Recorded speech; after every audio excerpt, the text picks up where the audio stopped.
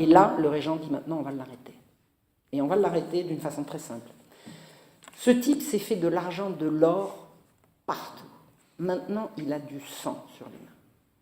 Donc maintenant, ça ne sera pas de quartier. Et le régent dit ce que doit faire, je crois, tout homme d'État qui veut venir à bout d'un problème comme ça. Il dit la grâce entière à celui de ses complices qui le dénoncera et la dernière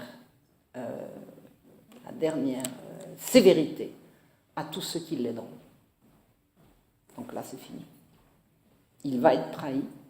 Il est de plus en plus paranoïaque. Il tue un de ses cousins parce qu'il le soupçonne de vouloir le trahir. Il tue un de ses agents qui l'accuse de l'avoir dénoncé, alors que c'est faux. Dans sa bande, son premier lieutenant, qui s'appelait Gratis du Châtelet, Gratis, c'est ça? Gratus du Châtelet, son premier lieutenant, comprend que maintenant, s'ils se font prendre, ils ne se font pas prendre comme des voleurs, mais comme des assassins et des monstres.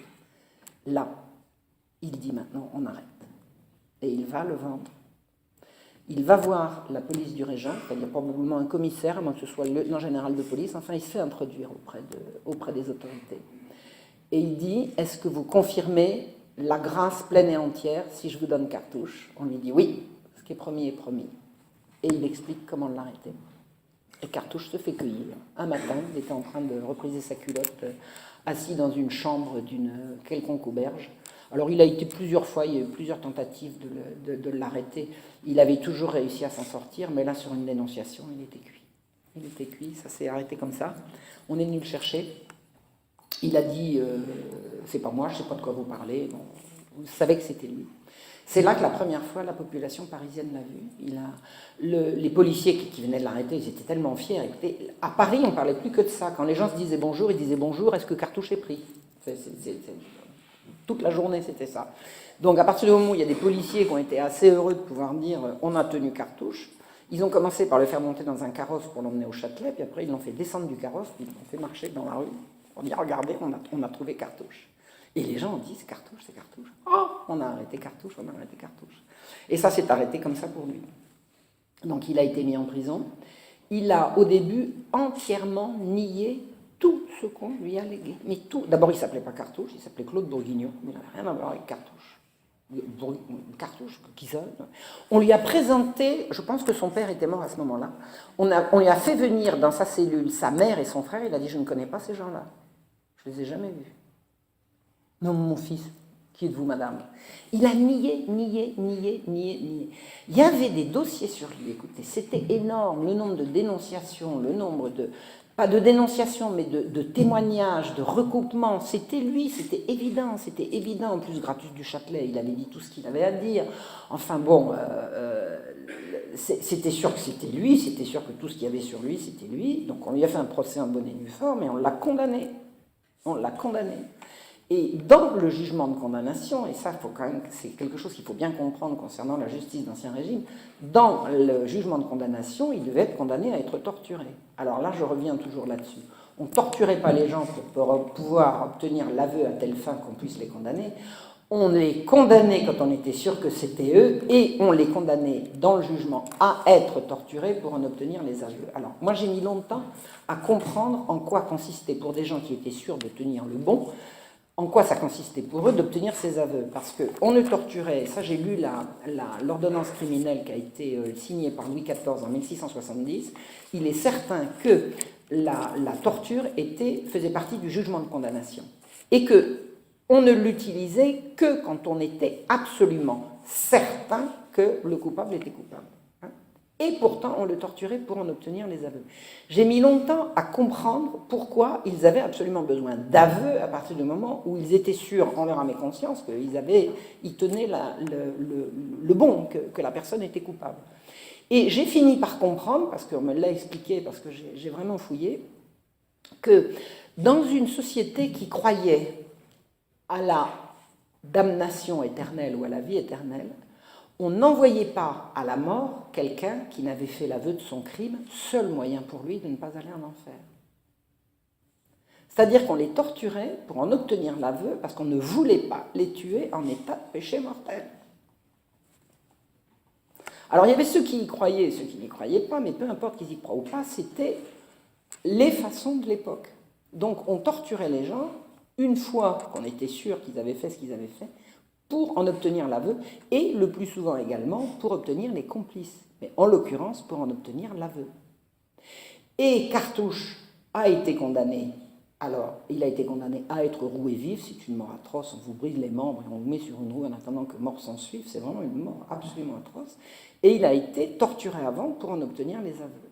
Il n'a rien avoué. Il n'a rien avoué. On lui a brisé les genoux, c'était vraiment la torture, on appelait ça les brodequins, c'était l'art de faire souffrir le plus longtemps possible sans que ça tienne au cœur, sans que ça porte au cœur. C'est-à-dire que c'était la douleur fulgurante dans les genoux, ça n'atteignait aucun organe vital, c'était de la douleur à l'état pur, et on enfonçait un coin. Bon, je vous passe les détails. Il a tout supporté, il n'a rien avoué. D'ailleurs, il ne s'appelait pas Dominique Cartouche, il s'appelait machin Bourguignon, Jean Bourguignon, ou je ne sais plus quoi, ou Claude, ou je ne sais plus quoi, natif de Lorraine, enfin, il n'avait rien à voir avec tous ces gens-là, il n'avait jamais volé une épingle, il a nié. Donc, ces juges ont eu le triste devoir de le mener à la mort en état de péché mortel. Il y a un curé qui est venu le voir en lui demandant s'il voulait lire des livres pieux. Il dit « Je m'y suis lire, j'ai pas besoin de vous ». Donc il allait partir à la mort en état d'innocence feinte. Et il n'avait rien avoué, il y avait du monde pour l'exécution, parce que les exécutions se faisaient publiquement. Alors, j'ai pu vérifier qu'une exécution publique, il y avait que le premier rang qui voyait quelque chose. Les gens qui étaient là, ils ne pouvaient rien voir. Parce que la hauteur d'un échafaud, c'est en général 70 cm du sol. Alors, qu'est-ce que vous voulez voir? Vous avez une foule. Il n'y a que ceux qui sont au premier rang, et au premier rang, c'est les archers. Donc, les archers qui tournent le dos à l'échafaud pour faire face à la foule. Donc, a priori, les gens étaient présents dans les mises à mort, mais ils n'y voyaient rien. Ils n'y voyaient rien. Donc, le jour de c'était en novembre 1721, on l'amène pour l'exécution, et il arrive sur la place de l'hôtel de ville, et il avait été pris avec 5 ou 6 de ses lieutenants, donc il devait être 7 à être roué ce jour-là. Et il arrive sur la place, alors quand il arrive, il scrute, et ils s'étaient quand même tous donné le mot que le premier qui était arrêté, il se faisait libérer par les autres, puisque la bande, je vous dis, elle était bien organisée. Alors il regarde, et puis il ne voit pas de mouvement de foule, rien du tout. Et il se dit, bon, ça vient pas, apparemment ça vient pas. Et au moment où il arrive en bas de l'échafaud, il voit une roue. Mais il dit, et les autres? Quoi les autres? Les autres condamnés. Quels condamnés? Ah bon, je suis tout seul? Ouais. Ah bon? Et alors à ce moment-là, il y a des gens qui descendent de l'hôtel de ville et qui disent, messieurs de l'hôtel de ville sont prêts, voulez-vous leur faire une déclaration? Il dit, oui. Ah bon? Oui. Et ça, c'est tous les condamnés, c'est ça. Ces messieurs de l'hôtel de ville vous attendent, voulez-vous leur faire une déclaration? À ce moment-là, il dit, oui, j'y vais. Il a donné toute sa bande pendant 24 heures, d'horloge. Il n'avait rien avoué sous la torture, même pas son nom. Il a donné tout le monde. Il y en avait 36 pages d'écriture fine serrée comme ça. Tout le monde. Il ne voulait pas partir tout seul. Eh bien, sa bonne amie Jeanne Tombénus, quand elle est montée sur l'échafaud, elle a fait pareil. Ils se sont tous donnés les uns les autres. Il est mort.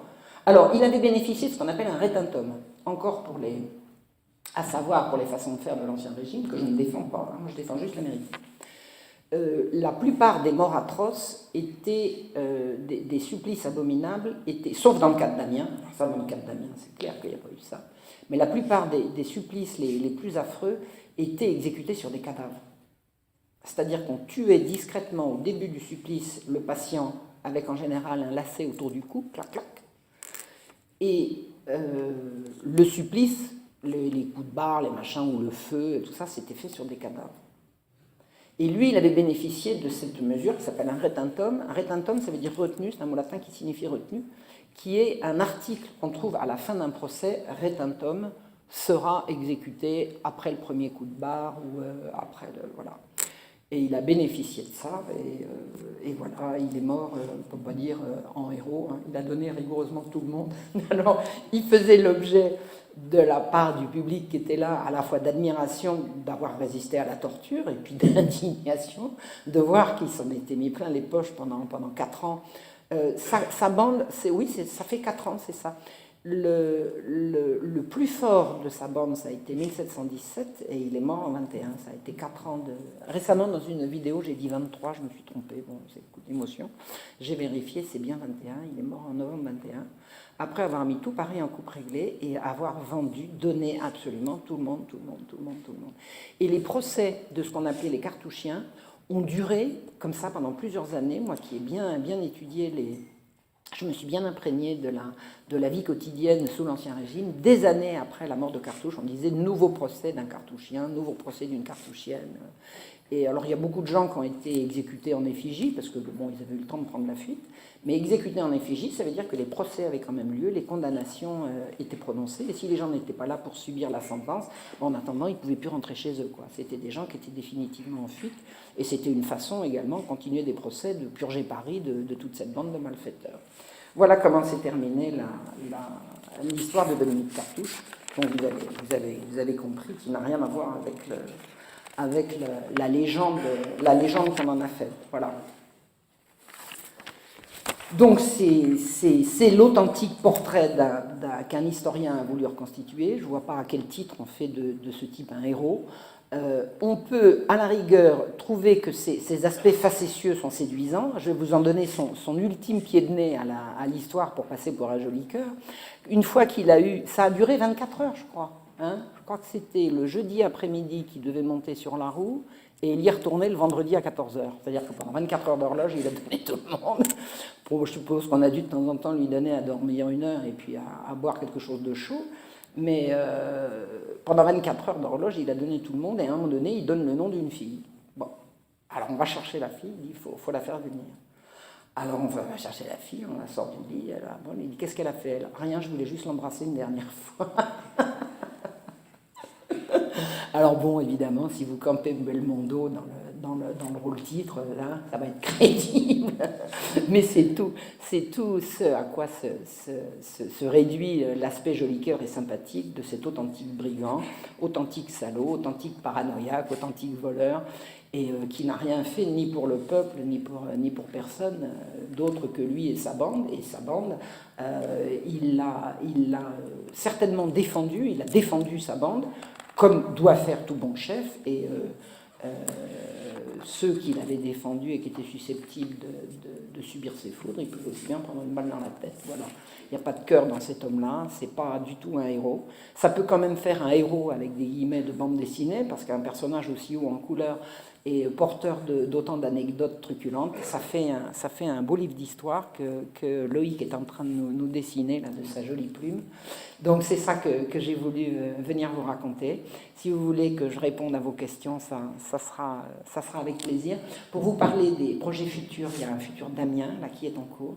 Et si Loïc en est d'accord, et si Contre-Culture nous suit, bien évidemment, mais je pense que c'est le cas, on peut vous dérouler comme ça tout le XVIIIe siècle, de personnage en personnage, d'anecdote en anecdote. Et ça sera pour moi, pour mon plus grand plaisir, parce que Loïc fait vivre. Moi, j'écris, je la reconstitue dans ma tête, l'histoire. Et quand je la vois sur papier, pour moi, c'est une gratification. C'est vraiment un cadeau qu'on me fait. Je rêve de voir tous les personnages que je reconstitue, dont je reconstitue la vie. Et je rêve de voir des beaux films, mais ils n'existent pas, les beaux films. En général, ils sont, par rapport à la réalité, ils sont mal faits.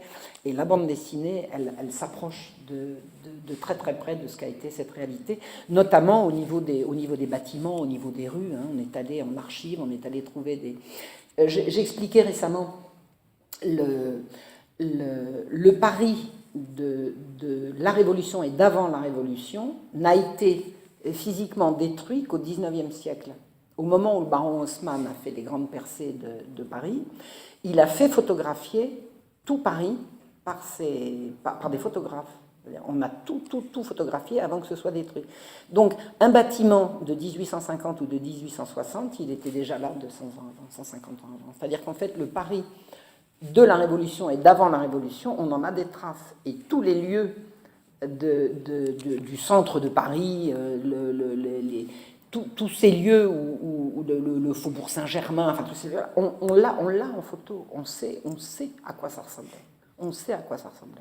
On a des images très précises. Alors il y a des quartiers qui ont été des quartiers qui sont définitivement perdus. Il y en a qu'on peut retrouver. Moi, je me balade dans Paris.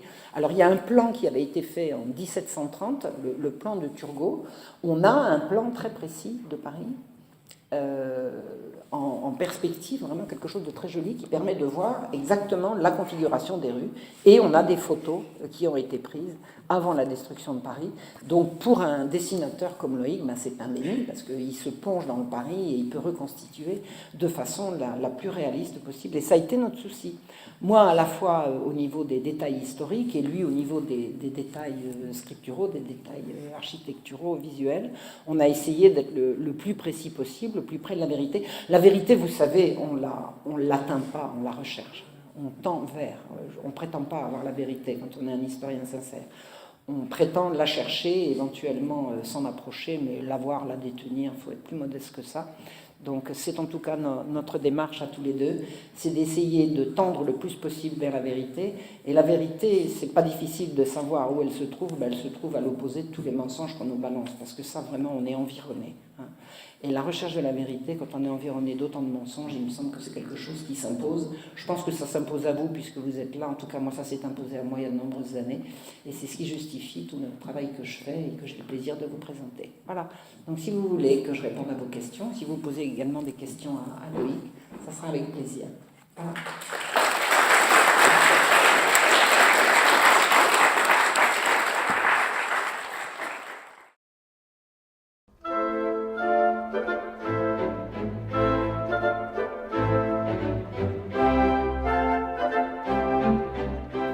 Le donneur d'ordre d'une lettre de cachet sera le donneur d'ordre de la levée. C'est-à-dire, si c'est l'autorité d'un père. Moi, j'ai vu plusieurs lettres de cachet comme ça.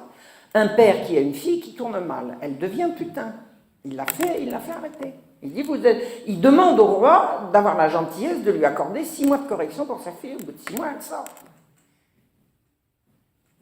C'est de la correction, bien sûr, mais c'était le moyen de calmer les désordres des familles sans faire d'esclandre. Et c'était une façon de faire qui était voulue par les familles. Ce n'était pas un abus contre les familles, c'était alors éventuellement un abus des familles contre leurs enfants, mais c'était une façon d'exercer l'autorité paternelle.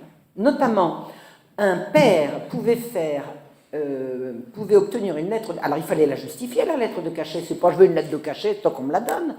Le père de Cartouche, quand il est allé voir le commissaire, il a dit mon fils, il a fait ça, il a fait ça, il a fait ça, il a fait ça. Il présente un dossier et il négocie son dossier. Je veux dire, le commissaire va demander à ce qu'il y ait une enquête de fait pour voir si c'est vrai. Les abus sont toujours possibles, mais ils ne sont pas obligatoires. C'est vraiment, il y a des enquêtes de fait. Et une fois que la décision est prise, elle peut être levée à tout moment. C'est de la correction. Et qu'est-ce que j'avais vu comme... alors, il y avait une fille qui était putain. Oui, un père de famille qui a un fils qui dilapide son bien. Bon, le fils, il a du bien, il le dilapide. C'est-à-dire qu'un bon père de famille qui a donné sa quote-part à son fils, qui voit qu'il le dépense en putain, en machin et tout, il demande une lettre de cachet. Il dit, il y a dilapidation. J'ai pas donné de l'argent à mon fils pour qu'il aille le jouer dans des tripots et qu'il aille entretenir des filles de joie. Alors, tac, lettre de cachet. Voilà. Mais ça s'arrête, la lettre de cachet. C'est pas d'éternel. Et en l'occurrence, à la mort de Louis XIV est mort le 1er septembre. Le 2 septembre, toutes les lettres de cachet qu'il avait prises ont toutes été abolies par sa mort. Donc ils sont tous sortis. Puis après, ça recommence. On va en chercher d'autres avec le nouveau roi.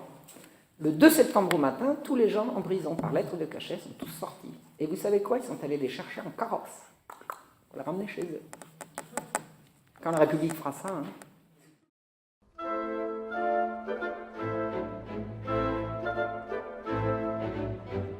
Je pense que cet exhibitionnisme de la richesse, ça a été quand même aussi, ça a été un peu un feu de paille. Parce que ça a été une ostentation de la part des gens qu'on n'avait pas l'habitude de savoir riches, quoi. c'était l'exhibitionnisme des nouveaux riches. Mais ils ne sont pas restés riches longtemps, les nouveaux riches, parce que les fortunes vite faites ont été vite détruites, quoi. Le système lot dont je vous parlais tout à l'heure, ce système spéculatif là, qui a fait une bulle, hein, c'est le principe qu'on connaît. Quand la bulle a éclaté, il y a eu 17 morts, hein, quand même. Parce que les gens se sont précipités pour se faire rembourser leurs billets en or, et il y a eu presse, et il y a eu 17 morts. Et là, le système a fait faillite. Donc les richesses ostentatoires, elles se sont faites nettement moins ostentatoires, d'abord parce qu'il y en a beaucoup qui ont disparu, mais ça a été une période de folie, cette ostentation de la richesse. Vous avez un type qui était sorti de rien du tout, il a marié sa fille, il a fait 3 jours et 3 nuits de noces à la chandelle.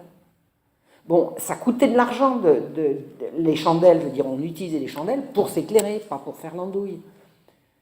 Et d'illuminer un château pendant 3 nuits consécutives avec des milliers et des milliers de chandelles, c'était vraiment de l'ostentation, c'était de l'exhibitionnisme de richesse qui choquait les gens, qui les choquait, et puis ceux-là ont beaucoup perdu, ceux qui ont fait ce genre de bêtises ont beaucoup perdu. Notamment, alors je ne sais pas ce qui est devenu la Marie la cuisinière, parce que je pense que là, j'en sais rien, j'ai aucune idée, mais je sais que des femmes et des hommes, et quelques femmes notamment, ont été retrouvées coupées en morceaux dans la Seine.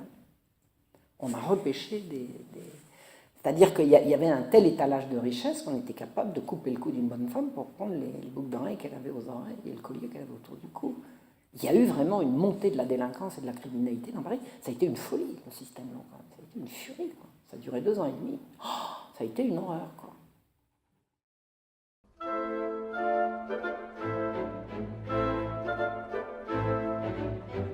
Les fonctions de la police, ce qu'on appelle la police, toutes les fonctions de la police sont les fonctions qui sont celles d'une municipalité aujourd'hui. Vous regardez comment fonctionne une mairie. La mairie, elle va avoir une voirie, la voirie, l'éclairage, la propreté, l'école. Bon, en l'occurrence, l'école, ils ne s'intéressaient pas à l'école, c'était les curés qui s'en occupaient. Tout ce qui fait le fonctionnement d'une ville. L'éclairage, par exemple, ben, tout ça, c'était les fonctions de la police. La police servait à ça. Les enfants trouvés, c'était la police qui s'en chargeait. Tiens, il y a un bébé abandonné. Hop, c'est la police qui s'en charge. La police avait toutes les fonctions de... Alors, subsistance, j'en parle souvent, subsistance, la police était là pour surveiller les marchés. La police allait au marché voir que le prix du pain n'était pas exagéré. Là, vous allez baisser votre prix de grain, là. Hop, hop, c'est trop cher, on sait qu'en comparaison... La police, elle assure la subsistance, la propreté, la circulation et l'hygiène dans la ville.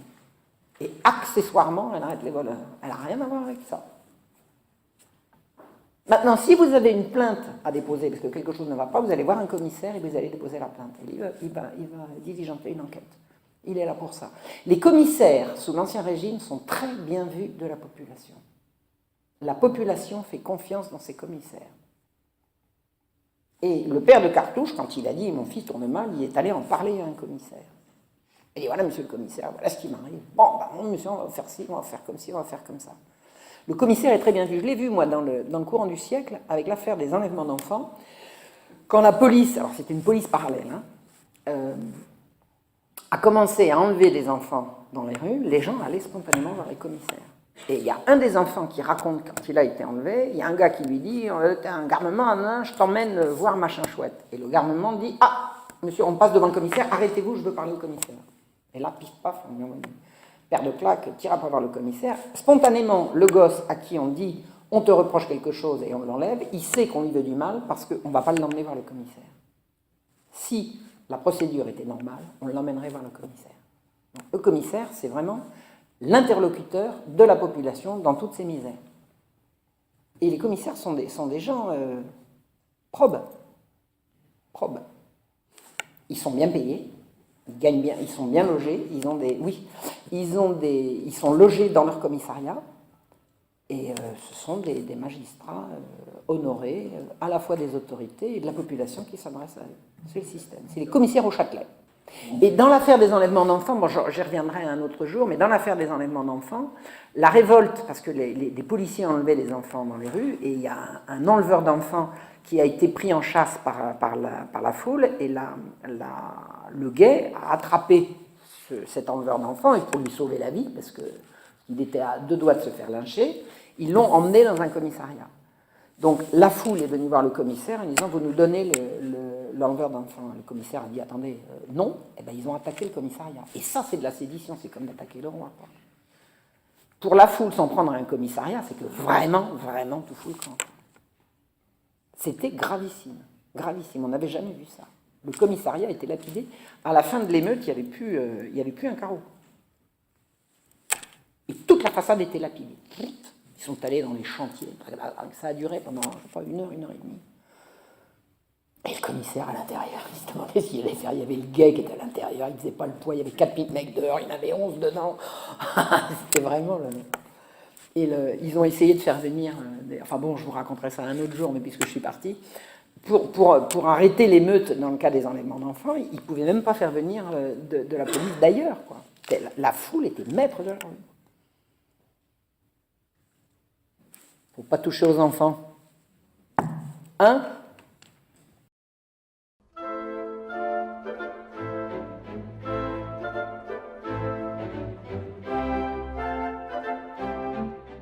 J'ai écrit un article sur le marquis de Sade qui est disponible sur Égalité Réconciliation Aquitaine, je vous invite à lire. Ouais. Après faire un travail sur le marquis, je ne pense pas que ce soit dans j'ai pas perspective. Si vous voulez connaître la vraie vie du marquis de Sade, il y a un historien qui est décédé maintenant, qui s'appelait Maurice Levert, qui a fait vraiment un travail sur le marquis de Sade, qui donne vraiment, c'était un type abominable.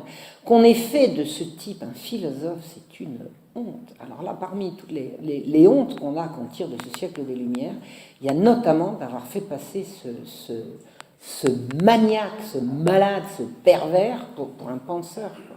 Jamais rien pensé du tout, qu'on ait pu en faire en plus un personnage qui aurait été victime de la... Alors là, victime de rien du tout, les victimes, c'est ceux qui l'a tailladé, violé, massacré, enfin, c'est une horreur. Hein.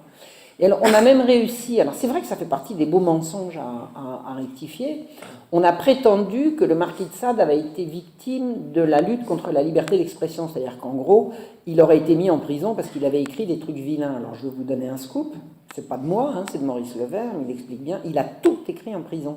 Donc c'est pas pour ses écrits qu'il a été mis en prison, d'accord? Et pourquoi est-ce qu'il a écrit en prison? Parce qu'en prison, il n'avait que ça pour s'exciter et continuer d'alimenter ses fantasmes. C'est tout. Donc il a écrit parce qu'il avait besoin d'écrire pour continuer de ce que vous devinez et que je n'ai pas besoin de dire ici, d'accord? À partir du moment où il n'avait plus ses victimes pour satisfaire sa perversité, il écrivait. Et c'est ces écrits d'un pervers mis à l'abri pour cause de salubrité publique qu'on fait passer pour les écrits d'un philosophe. J'ai franchement pas envie de faire un truc sur ça, franchement pas. Franchement pas, et toi? Alors, mais lisez le bouquin de Maurice Levert, c'est très intéressant. Très intéressant. L'œuvre de Sade est essentiellement carcérale et anonyme. Donc en ce sens, il était vraiment décomplexé dans ses écrits. Et bon, moi, le sujet de mon article, c'est Sade, le paroxysme des Lumières. Il se réfère toujours aux Lumières et il cite les Lumières. Quand il se met à massacrer, torturer, il justifie ses actes en citant l'idéologie des Lumières. La liberté. Ouais, la liberté.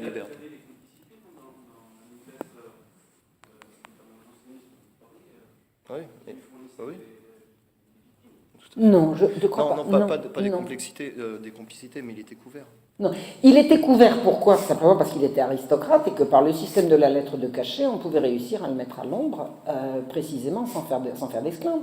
Quand sa belle-mère a décidé d'arrêter ses phrases, parce que sa belle-mère n'a rien dit aussi longtemps qu'il s'agissait de torturer et de maltraiter les bonnes, hein, qui venaient à la maison. Elle n'a rien dit. Quand il a quitté sa femme pour partir avec la sœur de sa femme, elle a dit « bon, maintenant halte là ».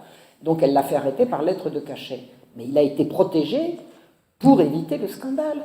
Les commissaires, les inspecteurs, il y avait un inspecteur, je ne sais plus si c'était Meunier ou Marin, enfin bon, l'un des deux, ou un autre, je ne sais plus, peu importe, de ces inspecteurs du Châtelet de Paris qui se sont penchés sur le cas de Sade, ils ont accumulé des dossiers, je ne vous raconte pas, il y avait largement de quoi les couper la tête 20 fois. 20 fois. Il y a des trucs monstrueux. C'était un monstre. Mais il était protégé par cet aristocrate. Mais c'est comme aujourd'hui. Hein. Essayez d'arrêter des pédocriminels, vous faites comment? Ils sont tous couverts. Ils sont tous couverts simplement par le fait que, bon, ben, si on arrête celui-là, il va dire, ah ben moi je veux bien tomber, mais je vais faire tomber celui-là, celui-là, celui-là. Ils se tiennent tous par la barbichette. Alors je ne dis pas que tous les princes faisaient des atrocités comme le marquis de Sade, mais le prince de Conti n'était pas loin, le comte de Clermont. Parmi les grands, on était capable. C'était pas courant de tuer comme ça, mais quand on était trop protégé, quand on était très protégé, les gens préféraient rien dire. Les gens préféraient rien dire, ils préféraient que ça se tasse. Et la lettre de cachet a vraiment, dans le cas du marquis de Sade, certainement sauvé la vie à beaucoup de gens. S'il n'y avait pas eu la lettre de cachet, il aurait continué. Il y a eu l'affaire de cette malheureuse fille. Il croise un jour une fille, c'était l'histoire de Cachan, c'est ça? Non, c'était pas Cachan, c'était enfin bon, quelque part dans la banlieue sud, une pauvre fille qui cherche du travail, une pauvre chômeuse. Il dit, venez, j'ai besoin d'une servante. Oh là là, la pauvre. Oh, aïe, aïe, aïe, aïe, aïe. Mais elle a déposé plainte, elle. Elle a déposé plainte. Et il y en a certainement qui n'auront pas déposé plainte.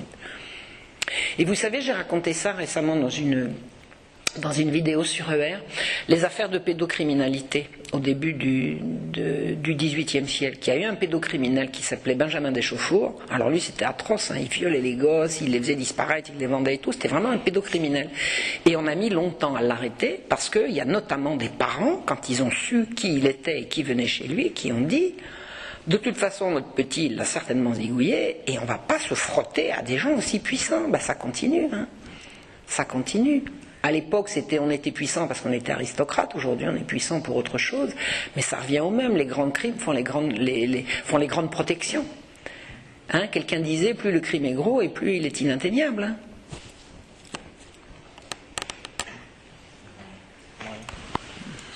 Concernant la bonne en question qui a été séquestrée et torturée par le marquis de Sade, il s'agit de Rose Keller. Rose Keller, oui. Donc Sade a été emprisonné pour ça, après le dépôt de plainte de cette Rose Keller.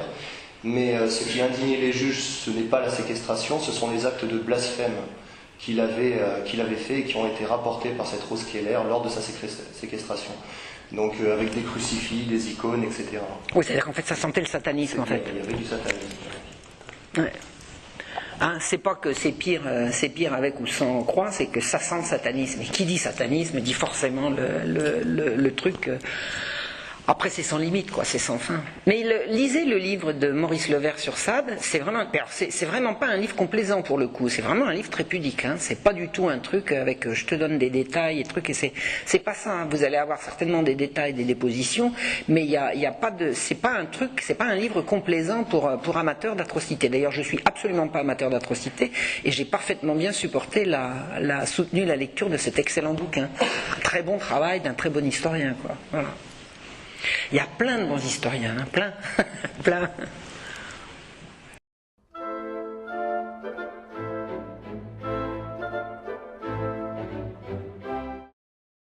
Le travaux de recherche, c'est Marion évidemment, moi je n'ai pas demandé à mettre là-dedans. C'est son étude, c'est elle qui est aux manettes du scénario, etc. Par contre, les recherches iconographiques, on les a faites ensemble. On s'est rendu à Paris, on a écumé plusieurs bibliothèques, notamment la BHVP. Elle m'a fourni des documents iconographiques aussi sur lesquels je me suis appuyé. Et de mon côté, j'en ai fourni aussi. Après, le travail de Marion, il faut l'adapter en ce qu'on appelle un storyboard. Voilà. Et à cette étape du travail, là, on travaille vraiment en binôme, on se met d'accord, on se rencontre souvent, on échange beaucoup de mails, etc. afin de définir la trame, enfin comment retranscrire ce scénario de manière, en bande dessinée. Voilà. Là, c'est vraiment un travail à deux. Attends, Sinon, la collaboration avec Marion est très sympathique, évidemment. Dans la vie, comme elle est en conférence, elle est mieux même. Il est mignon. Non, je voudrais dire quelque chose. Je ne voudrais pas qu'on croie que la part que prend Loïc dans ce travail consiste à simplement dessiner. Parce qu'à partir de l'histoire que je lui fournis, et dont je vérifie qu'il ne la trahit pas, c'est lui qui crée le découpage. C'est-à-dire que le découpage vient de lui. C'est un vrai travail de création, c'est pas seulement une plume. C'est-à-dire qu'il sait à partir de... Alors, il y a un moment où je peux lui dire, attends, là il manque un truc, ou là c'est en trop, ou là c'est trop long. Mais à partir du moment où je lui fournis l'histoire, c'est lui qui réussit à synthétiser tel épisode en quelques images. Et ça, c'est de la création état pur. C'est pas du crayon, ça, c'est dans la tête, ça. Ça, c'est sa vraie création. Donc, je peux vous dire qu'il en fait beaucoup plus tout seul qu'il ne est en train de vous le dire. Là, c'est comme si j'étais derrière, c'est pas vrai. Il avance, et moi, je suis là pour dire c'est bien ou c'est pas bien, mais c'est tellement bien que je dis vraiment pas souvent qu'il y a quelque chose à revoir. Donc, il en fait beaucoup plus qu'il vous en dit. Il fait son grand modeste, là. Il en fait beaucoup, beaucoup plus qu'il vous en dit. Et moi, simplement, ce que j'ai fourni à Loïc, et mon travail, moi, il est en amont. Moi, mon travail, je l'ai fait toutes ces années. Tout le gros travail fourni pour sortir ça, c'est son boulot à lui. Parce que le mien, il est en amont. Il est les années précédentes. Et bon, admettons pour Cartouche que j'ai dû passer 4-5 jours à mettre au clair mes notes et à faire un récit qui tienne la route. Mais mon travail, il est complètement en amont. Depuis qu'on décide, à partir du moment où on décide de faire une BD, 95% du boulot, c'est lui. C'est sa sueur à lui. Hein. Donc, l'écoutez pas, il fait trop le modeste là.